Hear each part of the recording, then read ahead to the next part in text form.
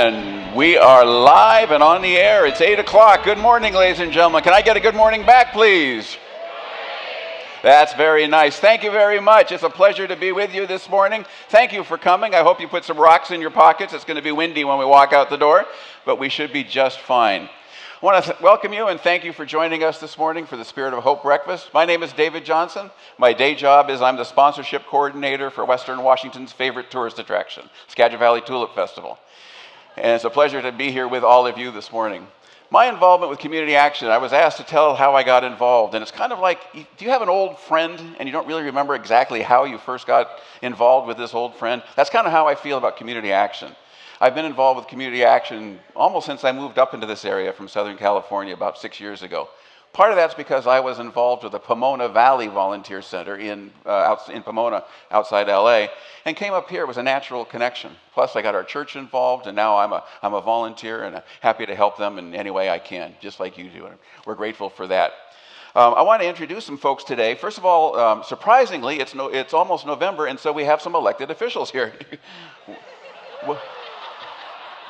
What are the odds? But it's a pleasure to welcome them all. I'm going to go down the list and the people we think are here, and if you are here, please stand, and we'll recognize you all at the end, so please hold your applause till the end. It's kind of like the presidential debates. No cheering, no booing, no applause till the end. First of all, my fellow Lute from Pacific Lutheran University and also from the United States House of Representatives, Rick Larson, and his representative, Thomas Boucher, are here. Rick, good to see you. Go Lutes. We're playing homecoming tomorrow. Hope to see you there. All right. Stay standing, Rick. Representative for Congresswoman Susan Delbene, Kaylee Calloway. Kaylee, I saw you someplace earlier. Is Ann Seabot here from Patty Murray's office? Didn't know if you were here or not. Skagit County Superior Court Judges Dave Needy and Laura Raquelme. If you are here, thank you very much. Also, District Court Judge David Severin and Tom Verge. Tom had to go to court this morning at 8:30, but he wanted you to know he was here. He's already put his check in the envelope and dropped it off in the back. I worked at the Tulip Festival. Cindy signs my checks. That's why I had to make sure I say that. Skagit County Commissioners Ron Wesson and Lisa Janicki are here. And also representing our good friends at the Swinomish Indian Tribal Council is Alan Olson. Mayor of Burlington, Steve Sexton, is here. Mayor of Mount Vernon, Jill Boudreau. Mayor of Cedro-Woolley, Keith Wagoner. From the Cedro-Woolley City Council, Jermaine Cornegay and Julia Johnson. And from Anacortes, Erica Pickett and Eric Johnson, and our Skagit County Prosecuting Attorney, Rich Wyrick. Would you please give them all a round of applause and thank them for being here.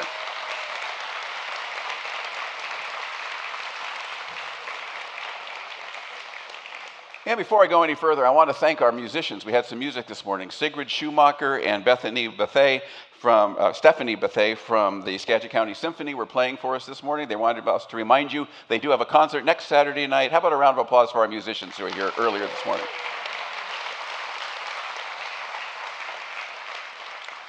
We also have a number of the Board of Directors for Community Action and their alternates. If they would all please stand, I'm not going to introduce them all.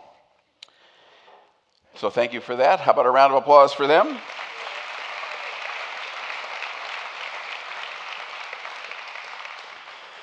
And also staff members. You've got those great red shirts. How about staff members from Community Action? If you would stand up, please. A round of applause for them.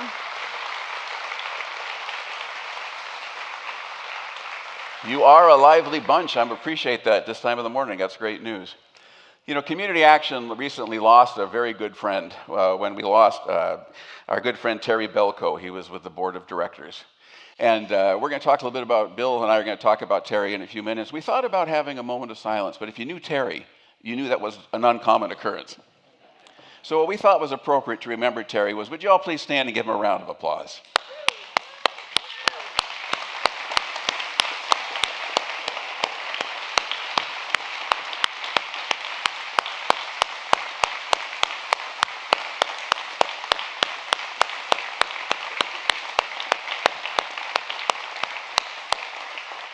Thank you very much. Thank you. After the program this morning, there is going to be a virtual tour of Community Action. It's going to be led by our friend Liz Jennings, and Liz, the quiet and unassuming Liz Jennings will be leading the tour. And you can see Elizabeth as she's walking from stage right to stage left. So she will be in the back, Liz, when it's ready to go. Right up front, right up over here where Bill is sitting right now. So that's where if you want to take the virtual tour, you're not going to see it on TV, you're not going to go to Community Action, it's just going to be in the room here. So I want to thank you all for that, and thanks for moving forward.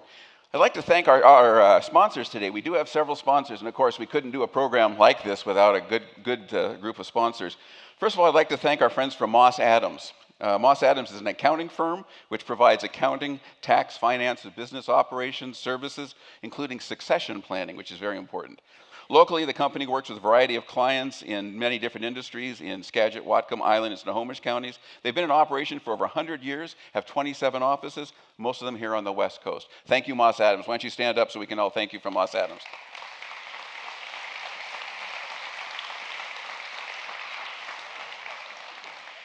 The Shell Puget Sound Refinery is more than just an oil refinery. It's a place where generations of area residents have found jobs, built careers, supported families, made friends, and supported our community.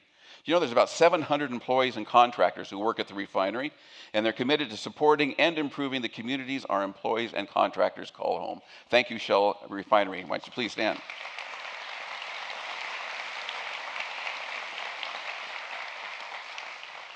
U.S. Bank is vested in developing communities, placing environmental commitments into actionable business practices, empowering individuals through financial education, and investing in innovative programs designed to serve local community needs, which build strong and vibrant communities.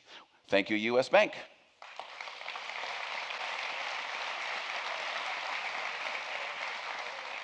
And Regions Blue Shield has been serving Washingtonians in select counties for almost a century and now provides more than 1.1 million members with comprehensive health insurance solutions. As a nonprofit independent licensee of the Blue Cross and Blue Shield Association, Regions is part of a family of companies dedicated to transforming healthcare by delivering innovative products and services that change the way consumers around the country, experience healthcare. Thank you, Regions Blue Shield.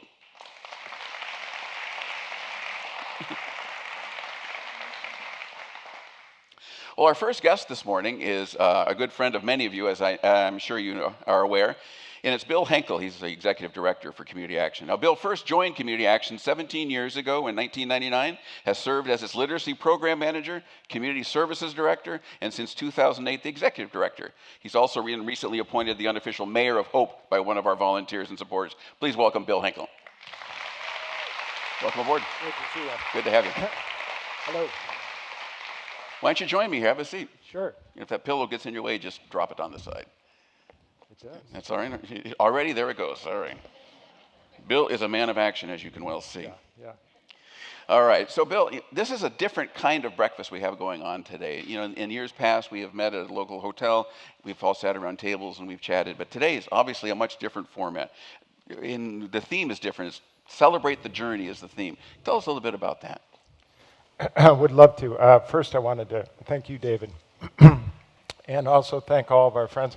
It's pretty amazing to show up on a stormy day and have so many friends, so thank you all for being here. It's really incredible to be here and amongst you. Celebrating the journey. You know, when we were talking about this, it's not like we have enough to do. We've got to change it all up and try something new, but we thought that individually or as an organization, we all go through journeys, and it's seldom about the arrival. It's really about the journey, and the more people we have join us on our journeys, the further we go. And we've got a pretty ambitious, audacious mission, I would say, to try to end poverty in Skagit County, and we're not going to do it without a lot of people. The other major point I would make is we didn't have enough money for tables this morning, but we could afford the chairs, and so that's what we did. But really, the lack of tables was meant as trying to remove barriers between us and create closer relationships. So that's the theme this morning. Great, and celebrating the journey is an important theme. Indeed. You know, it's interesting, when we were planning this whole thing, we looked up the word, I was an English major when I was at PLU, and we looked up the word journey, and it basically derives from an old French word meaning a day's work. So a journey is a day's work. So every day you're celebrating that moving forward, one day, celebrating the journey. Indeed. One of the people who helped you do that for a number of years was Terry Belko. And obviously we just lost Terry, and it's not a happy occasion. But tell us a little bit about Terry and his role with Community Action. Well, Terry was our board president since 2009, and board president for United Way of Skagit County, many other organizations, some of whom are in this room. But for us, he was a transformational leader. He was a good friend of mine. And speaking of journeys, he got us a long way down the road. And what he really got us focused on is, well, first of all, he had this unique combination of qualities. He was a man of action. He rolled up his sleeves and Project Homeless Connect, he was the first volunteer, first person as homeless guests were coming into the door to give dignity and respect to those guests. First one to sign up with our staff and our clients and our volunteers when we took a big busload of Skagit folks down to Olympia to do some advocacy. And he was a big picture guy too, who was focused on making a difference in community and community building. And this is a bit of a serious topic, well, it's a very serious topic too, our tragedy recently in Burlington. I think it was just a wonderful gift that we were able to have a vigil for the people who were lost in that tragedy. And as I was standing there holding my candle for 40 minutes along Burlington Boulevard, the person I was thinking of was Terry. He was the opposite of that violence and loss. He was kindness, and he was a man of action, and he was a man who was building community. And in these crazy times, what we don't need is hate and finger pointing. What we do need is love. We need compassion, and we need to roll up our sleeves, have a common vision of where we want to go, and do it. And that's who Terry was for us. So thank you for asking about him. And thank you for the applause for him, too. I couldn't look at it. I was going to start tearing up again. So I'll try to look at that picture later. You can look at the picture later and we can move on. You talk about it's a very complex issue, and I know you talked about relieving poverty and working towards those things. Well, how can we, the people in this room, help with that? I mean, it's a complex problem. The dollar signs are big, the problem is overwhelming. Is a simple act of volunteering or writing a check going to help with that? It's about the only thing that's going to help with that. Almost the only thing. I will recognize our federal elected officials here. Community action is never going to stop trying to get more state and federal support into our community. That is so vital for the scale of the issue. And I see Representative Larson, for instance, and Susan Delbenny's staff and Patty Murray's staff as well. They have been incredible for bringing things like new resources for homeless veterans into this community. That said, we are never going to address this issue without some collective will at the local level. All politics is local, all action is local, and relationships are what matter, and working together is what matters. And it's really, the solution is in this room. And I believe, that's the other thing about Terry. Terry infected us with optimism that we can make a difference. He made a difference, and we can make a difference too. So each one of us can do that. Indeed. I guess, the word community is the same root word as the word common. So we have a common goal, a common... That's right. A target at which to shoot. Exactly. Well, Bill, I know you'll be around later to answer questions and to help folks and do all that kind of stuff. So I want to thank you so much for being with us this morning. Great to be here. Thank you all. Good to have you. What a great Bill morning. Henkel, ladies and gentlemen. Thank you. Thank you, Bill.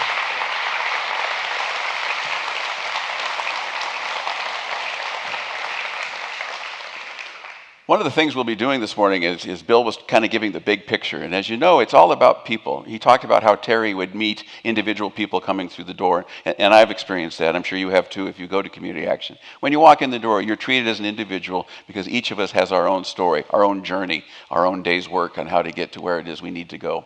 We're going to be meeting 3 of those folks today. They're going to be telling you their stories, and we're going to learn some more about them. But our first guest is going to come up in just a moment. But Candy, why don't we go ahead and run that video, and we'll meet our first guest, Neil Davis.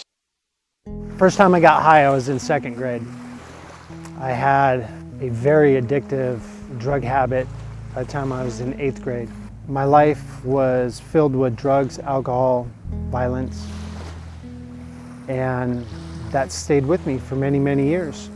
Even though I would still party and whatnot, I always had great credit, bought a home, had cars. A lot of people said I had the perfect life. Well, obviously it wasn't so perfect.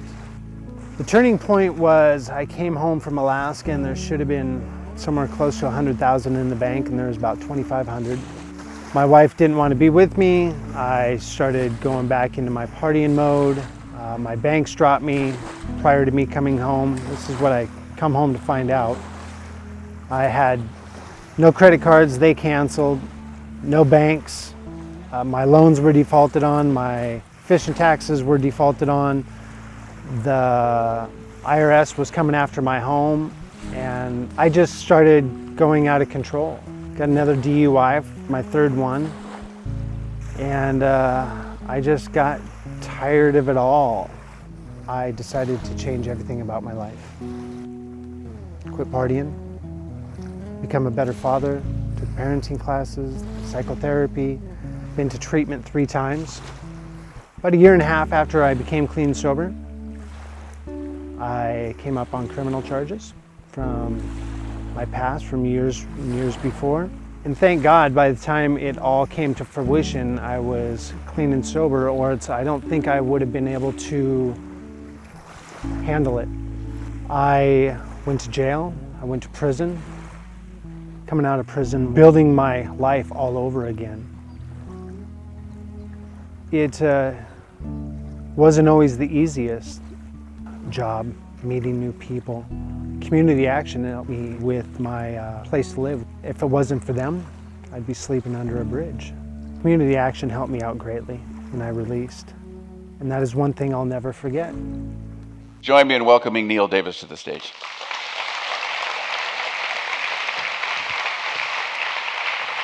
Welcome.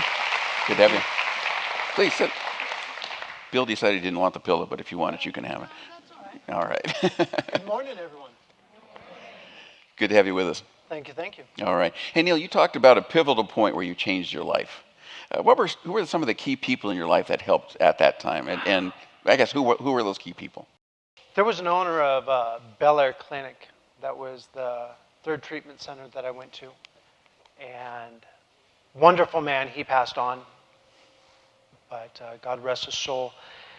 He wasn't there to make sure I stayed clean, sober for the courts. He was there to help me better my life, to learn about why I was doing the things that I was doing, why or how drugs and alcohol were affecting me. Not that they were just bad or I must repent or anything is the norm. And I was very, very fortunate to get to know him. Also, my grandfather. He had passed on right before I got clean and sober, and I was left an inheritance. Luckily enough, that is when I chose to change everything about my life. So therefore, I had enough money in my bank account to learn how to relive my life, clean and sober, and I vowed that I would not spend a dime on it, on drugs or alcohol. So that was a huge point for me. A lot of people that come out of that way of life do not have that option. They go through many more struggles, many more hard times. They relapse, which is not a bad thing. It's all about a learning process, but I have been fortunate enough that when I made my mind up to change my life, that's exactly what it was. Many of my friends and even family members ask me, well, you could drink, can't you? Well, yeah. Well, you could smoke pot. That's not harmful. Well, to each their own. But that is something I chose to and still do choose to not do. It led me down a path that did nothing but harm myself, my family, my friends, and the people around me. So, sure. You mentioned in the video that when you came out of incarceration, you had a hard time finding housing. I did. It was a pretty big challenge for you, but Community Action was able to help. How did Community Action help with that? Community Action. My release address was for Whatcom County at my father's house. And just days before I was to be released, it was denied. So therefore... Your release was denied? Absolutely, because you need a viable release address to be released from prison. So therefore, without that being set up, I wasn't able to release. Community Action stepped up. They had a contract with a house that accepted release people from prison, felons, and they paid for my first 3 months. And that is Help get your feet on the ground. exactly. Without that, like I said, I'd probably be either still in prison or sleeping under a bridge. But, given that you did serve time in prison and housing was one of the challenges you faced, what are some of the other challenges you face today, given that experience in your life? There's actually several. The one is job opportunities. I have a friend in this county. He owns a very reputable company. And last year he asked me to work for him. But I had to turn it down because right now I work for myself. And I had other job obligations. I couldn't leave my clients without these jobs being completed. So I had to decline.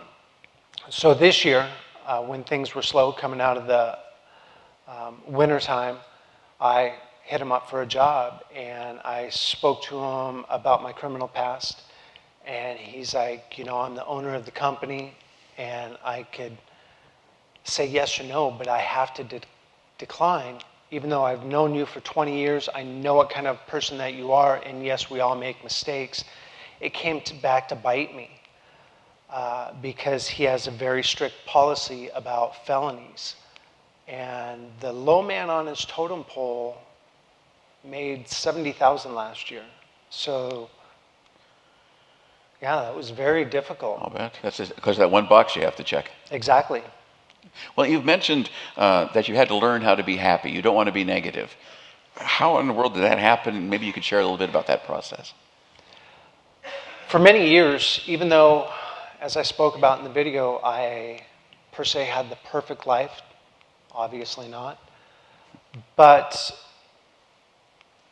I didn't like who I was. And that's generally how people, or why people, do negative things to themselves, whether it's self-talk, whether it's acting out to their friends, family, the community. I didn't like myself. So even becoming clean and sober, it was a learning process. And, well, when you go to prison, you figure out real quick who you're going to be. Either you're going to be a leader or a follower. And I chose to be a leader. If nothing else, lead myself in the right direction. I've seen many men go to prison and revert back to their old habits and personalities simply because they're in the dredges of their life. So that is where I feel as if I really found my happiness. And I knew it when a guard came up to me and was like, "Davis, why are you always so happy? You're in prison." The guard asked you this. Yes. I'm like, quite honestly, you cook my food, you wash my underwear, and I don't have to deal with my ex-wife. What else am I supposed to say, There's nothing else that I could go with on that. I was able to focus on myself.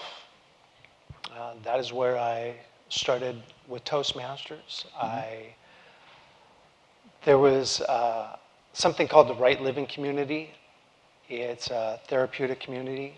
I availed myself to that program. Any program or anything to better my life, even while incarcerated, I did it. And I kept going with it while I was on the outs. I became a motivational crew lead, which helped people in prison and releasing to get schooling, to find housing, I wrote legal documents and letters for people to help with their cases. So it's all a progress. It's all about that. And finding out how to enjoy yourself, love yourself, like yourself. Great. Well, you mentioned giving back is important. It sounds like you were doing some of the giving back while you were in prison, helping your fellow inmates. What are some of the things you're doing now, and why is that important to you? Sitting up here in front of all you fine people. Community action helped me out. So anytime there is anything I could do, the answer is always yes. This year I helped out with the Have a Heart Run, finding in-kind donations for that, coming here, speaking on the behalf and what the trials and tribulations of the unseen people or unheard of people go through outside our normal lives, because we generally don't see that. We get wrapped up and so busy unless we're in an outreach program or doing something that tentatively takes our attention to that. We don't know. So I saw you up there with, looked like a power tool. You were building something. Was that part of community action or was that part of your work? that was part of my work. Okay. That was part of my work. Well, if you're looking for a construction worker, I have one just to my right here. Ladies and gentlemen, please thank Neil Davis for being up here with us and sharing his story. Neil, thank you so much. Thank you. We'll turn the mic on.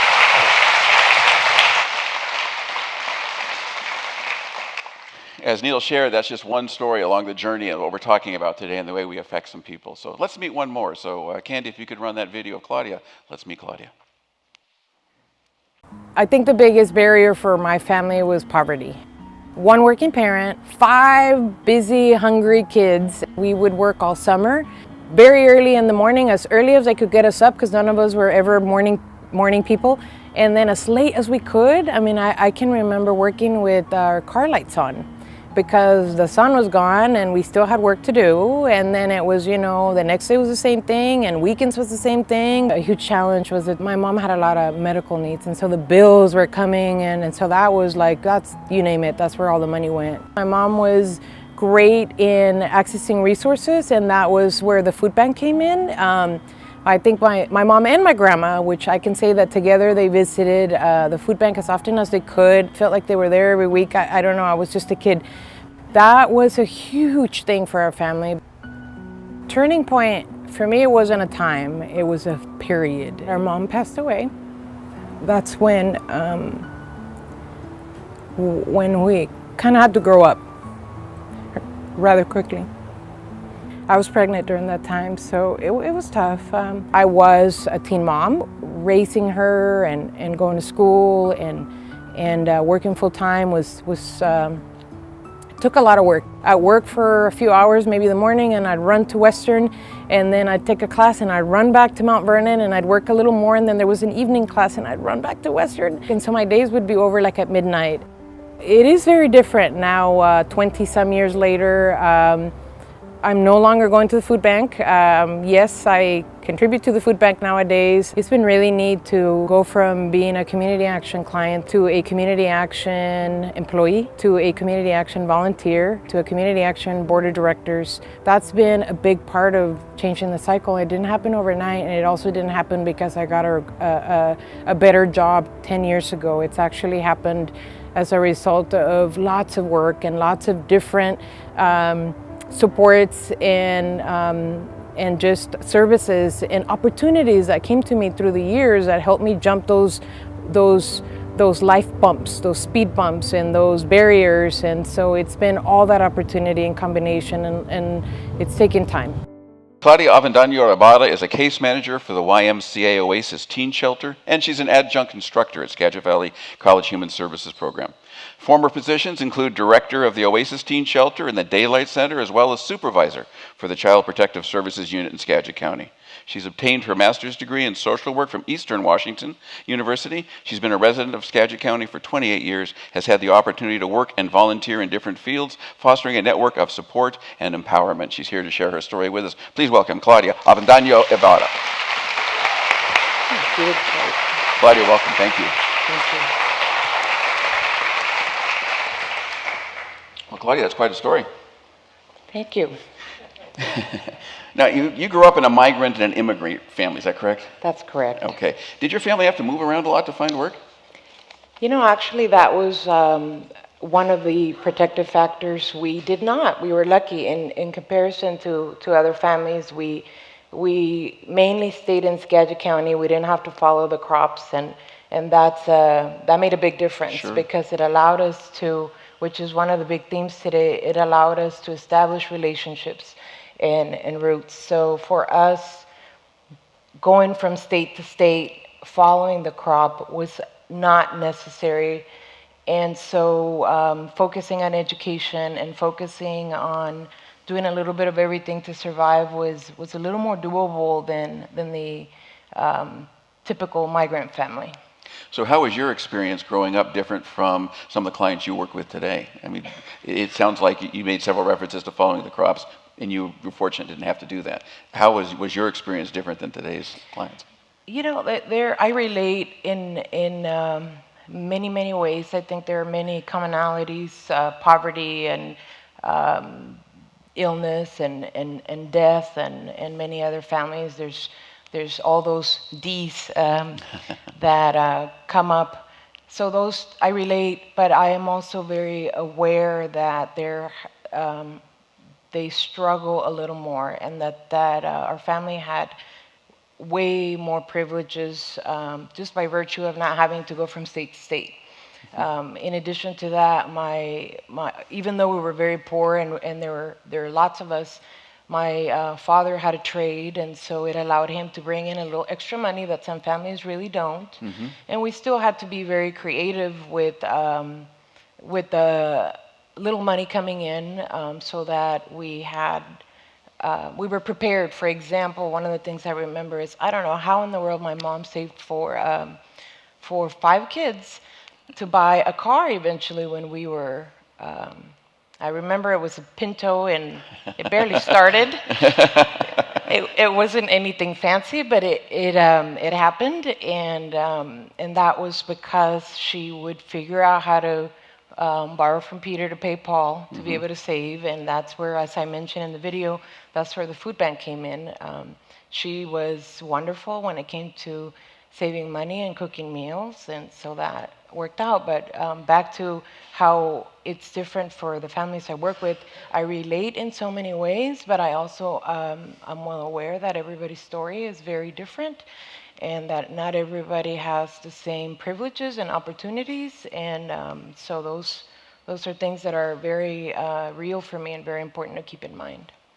You mentioned both in the video and you've mentioned it a couple of times here how important education has been in your family. Why is that so important? Well, I knew I was going to get an education when I was picking strawberries, I'll tell you that. And when it was raining and I hated everything about it, even though I was very competitive and I wanted to be the fastest picker in the family, and I think I was. Anybody here from the family today? Yeah, oh yeah. And they can't deny it. But I knew that I wanted to break the cycle, and I knew that I didn't want to do that, and I knew that that was way too hard work, very important work, and thank goodness for our farm workers, but I knew that I had a little more opportunity to do more than that and perhaps turn around and support the farm workers themselves. Sure. You were also a teen mom. I was. And what were some of the challenges of being a young mother? Because you have 2 now, is that right? I do. I have a 23-year-old student at University of Washington, which is awesome, and then a 4-year-old. Great. Yeah, I know. I don't do any. I'm not your typical person. I'll do everything out of the box. Challenges, well, multitasking. Sure. Never had the opportunity or the privilege of getting an education and just not working. It was always both. Thankfully, though, which is another privilege, and I think where all of us in the room come in. Thankfully, I had wonderful employers that said, let's make it happen. Thankfully, I had a job that allowed that, and there were really days when I thought, oh my gosh, can I do this? Starting at work, running to Bellingham, as I mentioned, coming right back, and then You weren't driving that Pinto, were you? No, I wasn't the Pinto anymore. Oh, good. But it was still, Sure. still a push. And so it was rough, and of course it was still parenting first, but education was a big thing for my family, and it was obviously a big thing for me because I wanted my daughter to see that. And so actually what was really neat is there were many times when she came with me to school. And then she'd tell me how easy it was, and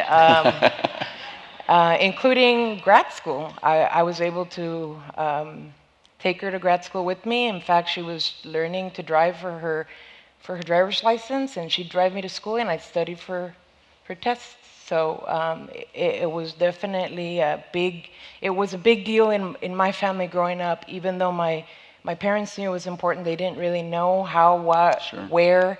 I didn't have any examples in my home, but we knew it was important. We knew we didn't want to work in the fields, and then of course it was very important to me, and I wanted to set that example of barriers will come, but you can also overcome. Great. Do you remind your student at the University of Washington how easy school is? Yeah, I do. Actually, when I was studying for my orals, she was helping me study for that, and she'd just tell me, I can pass this today, and I'd be like, oh, goodness. I was so exhausted. She thought it was so easy, but she's doing very well, almost done. Well, I'm sure her confidence helps, and her mother's example helps. Thank you so much for all you do in this community and for being here today. Ladies and gentlemen, Claudia Avendaño Rivera. Thank you. You can scoot on down. Thank you.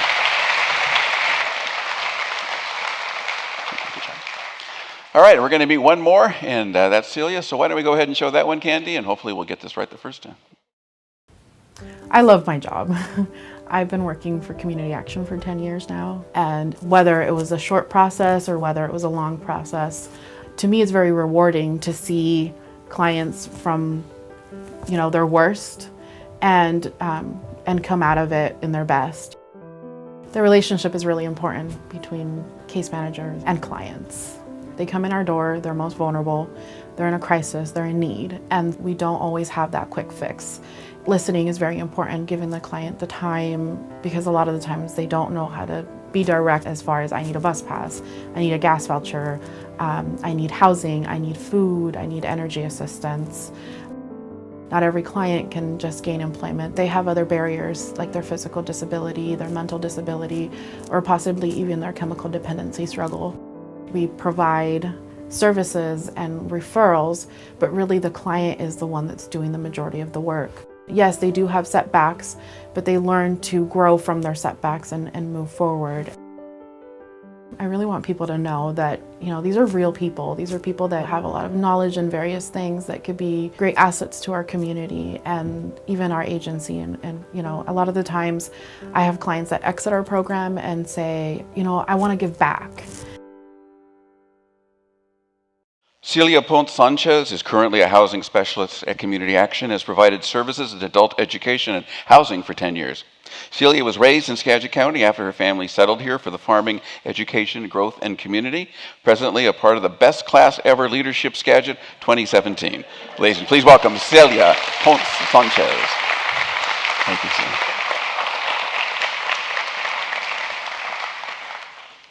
So welcome aboard. Thank you. Thanks for being with us this morning. What are some of the barriers you see with people who come in for the services at Community Action? What are some of the barriers? Both Claudia and Neil have talked about some barriers in their lives. What are some of the ones you see from the folks who come into Community Action? Like I mentioned in the video, behavioral health, generational poverty. It's a very common one. Sorry, I'm a little nervous. You're doing great. These are all your friends. Language barrier, we see that as well. We are a farming community, so we have a lot of migrant workers moving to this area that speak various languages. And just the loss, we have people that, like Neil mentioned, owned a home and due to situations in their life, crises, find themselves at our door because they've lost everything that they've owned due to health or criminal history. Sure. You talk about the change you see in people when they go through the door, when they first walk in the door and then when they begin on their journey. And as you develop that relationship with your clients, tell us a little bit more about how you do that. How did you develop a relationship with these folks? Well, it's not easy. Clients are very vulnerable when they come in our door. They've experienced a lot prior to coming, a lot of closed doors, a lot of no's.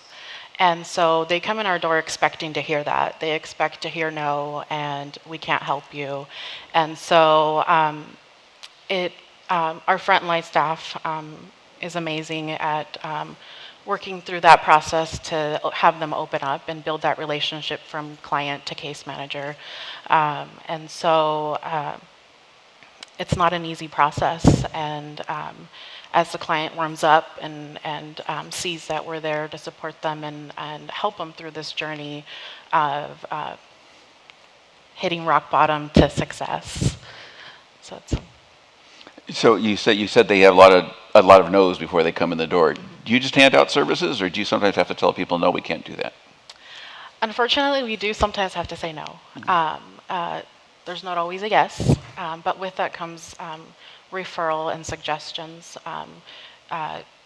We don't always have the answer, and so we do have the resources within our community to be able to refer these individuals to the correct path, whether it be education, whether it be having that list of the food bank. And so we do tap into our brain and the resources that we have in our community to offer. Sure. Now, with all these folks who are coming in, do you ever see the folks who are receiving the services give something back when it's their opportunity to do so? Do you see that happening? Claudia's nodding. How about you, Celia? Definitely. It's very rewarding to see that. Sure. It's nice to see the clients that really felt like everything was lost. There was no hope, and that they really did not have a happy moment that they could tap into. And so they find that volunteering and being a part of our community gives them that reward and that happiness. And so it's important to them to give back. So they do attend Project Homeless Connect as a volunteer, or have a Heart Run. Also, within our community, we do have volunteers that out of the 160 nonprofits in the area that they also tap into, not just our agency. So you have those connections. Let me ask you a real basic question. I think for those of us who don't have the opportunity or the obligation to deal with so many difficult situations, why do you do this? Why do I do this? Yeah. For the reward. It's for me, it's very rewarding to be part of. Bittersweet, of course they come in our door at their worst, and but to me it's very rewarding to be able to be a part of that, to be able to listen to these successful stories and know that I played somewhat of a key role in this process. It's really neat to see that they came in the store and had nothing, and now they have that and more to provide, and sometimes make 3 times more than what I make.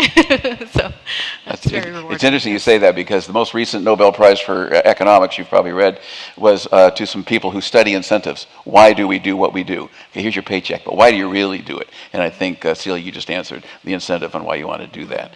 Well, there's some folks who raise money called the Development Group, and there's a person named Andrea McManus from that who says, organizations don't have needs, communities have needs. Donors are giving through this organization to meet that community needs.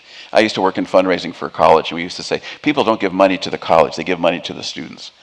And there are a lot of people in this audience who are here to help us today, Celia. And what are some of the ways they can do that? Maybe you can help us explain that. Yes, so there's some key things that can be done, and the first one is learn. Education is the key. And so there's poverty simulations where you can put yourself in the shoes for a couple hours of the client and experience. And know you get out. Yes, you get that first feel of what really happens. Attend our Project Homeless Connect and be a guide and walk along the side of people who are experiencing homelessness or at risk of becoming homeless. And then also volunteer. Like I mentioned earlier, there are 160 nonprofit agencies in our area that you can be a part of and contribute to that. Volunteer in our agency. with adult ed, tutoring, be a driver for the distribution center. If I want to sign up to be a volunteer, do I have to commit to 20 hours a week or 10 hours a month, or is there a commitment when I sign up to be a volunteer? So the volunteer center has strategically, they have an intake process, and they look at your traits and your assets and what you have to contribute to these nonprofits as a performing volunteer, and it's what you're willing to contribute and what you can contribute to the time that's being asked. Great. Bill mentioned taking some folks down to Olympia to do some advocacy work. Can we advocate as individuals to support community action? Definitely, and I speak to those that are influential, that have influences. It's all about educating, bringing this information and continuing to distribute to other people who did not have the opportunity to be here or don't know about our agency and what we have to offer. But most importantly, it's all about getting the word out. It's letting people know that that we are here to accept whatever level of assistance you're willing to give our agency to continue to perform how we're performing. Good. Well, I know there are many people in this room who have donated not only their time for service, but also their money, and that's a good way to do that. You may have noticed something that you're sitting on, or had to move so you didn't sit on. There's an envelope on every seat, and maybe, Candy, if we can put that picture up. Celia, could you tell us a little bit about how to fill this form out? Yes, before I proceed to that, I want to thank everybody that's, a lot of you are already a monthly donor or have donated in the past, and you are also part of that process to make my job easy and as easy as possible. I was going to say easier, perhaps yes. Not easy. So the envelope that you have in front of you, and it's up on the screen as well. There's some things that should be highlighted on here, and there's an option to make a one-time gift or a monthly gift. There's also a box that that your agency or company can match donation. And then there's also a way that you can volunteer. There's a box that you can mark that you can volunteer, but you also don't have to make that decision today. You can take it home and discuss it with your significant other or your agency, and to determine what level of contribution you can make, or if you can. If I share this information, are you going to sell it to somebody? I'm sorry? If I make a contribution today, are you going to sell my information to somebody? No, I would not. No. All right. Okay. Rick, make a note. So you have the form in a minute. I'll give you a chance to do that. There are 7 people around the room who are wearing leis and their red shirts, and they have manila envelopes. Maybe they could raise their hands and things like that. You can see them, and be sure to give them that. Give that information. If you could put a check in today, that's great. If you can fill in the MasterCard or the Visa or the rest today, that is great. As Celia indicated, if you need to take it home, talk to your family, that's great. For those of us who are regular donors, who maybe, for example, I donate to several organizations. Once a month, I take out $10 out of my account, or $15 for my amount to support KNKX or KCTS or those types of things. This is a chance to give a birthday present. It's a chance to go a little above and beyond that. Most of us give our kids allowances, and that's fine. But every now and then you slip them an extra 5 or an extra 10 so they can have a good time or do something important. That's a great opportunity to do that is with these. You have pens. You have the envelope. Celia, what else do we need to know? Anything else? And we also are going to be doing our virtual tour. So if you're not completely kind of have what Community Action does, please join us in our virtual tour so that you can get a little bit of and there's Liz with her. and Liz, who will be over here to your left. And we do have staff that are that have name tags, and they also state, ask me about adult education, ask me about housing, ask me about homeless child care, ask me about WIC, and you can ask them as many questions as you'd like about their program. Great. And Matt, maybe you can bring the house lights up, and I'm going to still keep talking, but at least so people can see as they write. While you're doing that, we want to thank you for coming. It's a rough morning. And we appreciate your coming here. We appreciate your taking time out of your busy day to support something that really helps all of us. And we don't get to see it every day, but because of your support, this is a better place to live, to work, and to play. And we want to thank you for that. While we're thanking folks, I also want to thank Matt, who's been running the lights and the sound. I want to thank Candy for doing the video. Amy and Bob and the rest of the staff here at Skagit Center have just been great to work with, and we want to thank them. So why don't you give them a round of applause, and then you can fill out your forms.